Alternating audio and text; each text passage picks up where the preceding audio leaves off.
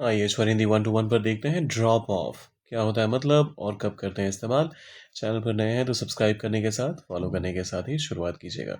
देखिए किसी को कहीं छोड़ना या फिर कोई काम कम हो जाना, इन दोनों ही केसेस में आप ड्रॉप ऑफ का इस्तेमाल करते हैं। अब I drop you off at the station, जब आप कहते हैं किसी को छोड़ने की बात, तो उस केस में ख़ास तौर पे किसी पर्टिकुलर जगह पर ले जाकर वहाँ ड्रॉप करने की बात करते हैं, तो आप स्ट्रक्चर क्या इस्तेमाल करते हैं?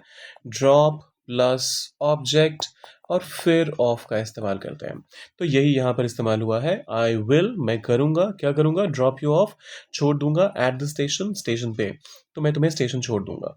Attendance dropped of after lunch, मतलब कम हो गया है, अटेंडेंस जो है, उपस्थिति जो है लोगों की, वो कम हो गई। कब? लंच के बाद, दोपहर के खाने के बाद।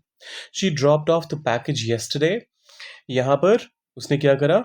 जो पैकेज था वो ड्रॉप ऑफ कर दिया, छोड़ दिया। कहाँ पर? कब किया ऐसा? कल किया।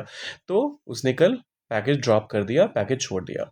Interest in the project slowly dropped of, लोगों की जो रुचि थी प्रोजेक्ट में, परियोजना में, वो धीरे धीरे कम हो गई। He dropped off to sleep during the movie.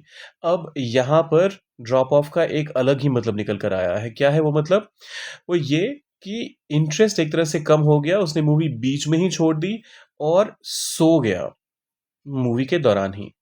तो फिल्म चलते चलते ही वो मूवी छोड़कर सो गया। अब एक एग्जाम्पल आपने डालना है कमेंट सेक्शन में, और जाने से पहले करना है लाइक, शेयर और सब्सक्राइब वीडियो को। कमेंट में लिखिए मोर ऐसे और वीडियोस के लिए, साथ में एक हार्ट रिएक्शन भी डाल सकते हैं। मिलते हैं जल्दी।